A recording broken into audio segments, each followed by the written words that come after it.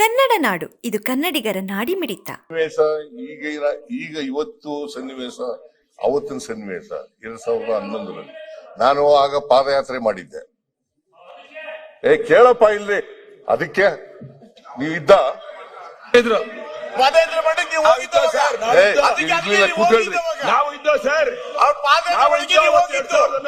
ನಾನು ಪಾದಯಾತ್ರೆ ಮಾಡಿದ್ದೆ ಅವತ್ತು. ಇವರ ಲೋಕಾಯುಕ್ತ ಅವರು ವರದಿ ಕೊಟ್ಟಿದ್ರು. ಕೇಳಪ್ಪ ಇಲ್ಲಿ, ಬಹಳ ಮೈನಿಂಗ್ ನಲ್ಲಿ ಬಹಳ ಭ್ರಷ್ಟಾಚಾರ ನಡೆದಿದೆ ಅಂತ ಮೈನಿಂಗ್ ಇದು ಕೊಟ್ಟಿದ್ರು.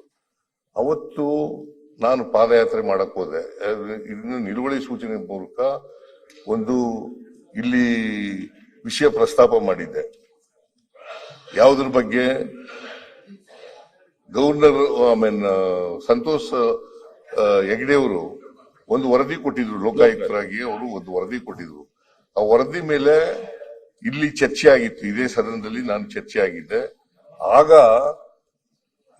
ನಾನು ಇದು ಭ್ರಷ್ಟ ಸರ್ಕಾರ, ಲೋಕಾಯುಕ್ತರು ಏನಂತ ಹೇಳಿದ್ರು ಅಂತಂದ್ರೆ, ಬಳ್ಳಾರಿ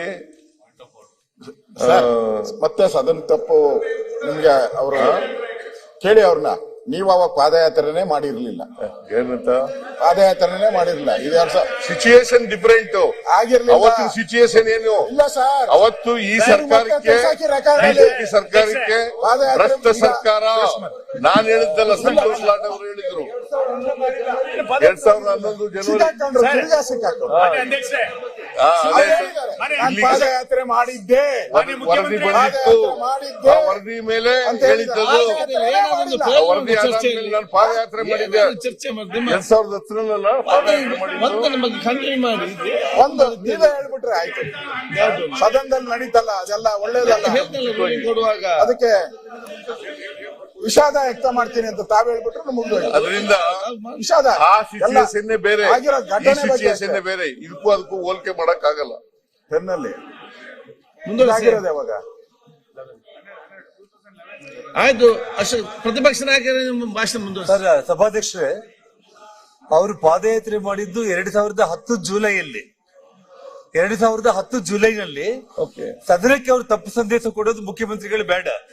ಅವ್ರು ಪಾದಯಾತ್ರೆ ಮಾಡಿದಕ್ಕೆ Santosh Lad mines supreme court cancel ಮಾಡಿ ನಾಚಿಕೆ ಇಲ್ದಂಗೆ ಇವತ್ತು ಅವನ್ನ ಈ ಸದನದಲ್ಲಿ ಮಂತ್ರಿಯಾಗಿ ಇಟ್ಕೊಂಡಿದ್ದಾರಲ್ಲ, ಅದಕ್ಕೆ ಅವ್ರು ನಾಚಿಕೆ. ಮತ್ತೆ ಯಾವ್ಯಾವ ಸಂವಾದ ಅದಕ್ಕೆ ಅಲ್ಲ, ದಿನೇಶ್ ಅಲ್ಲ, ಅಲ್ಲ,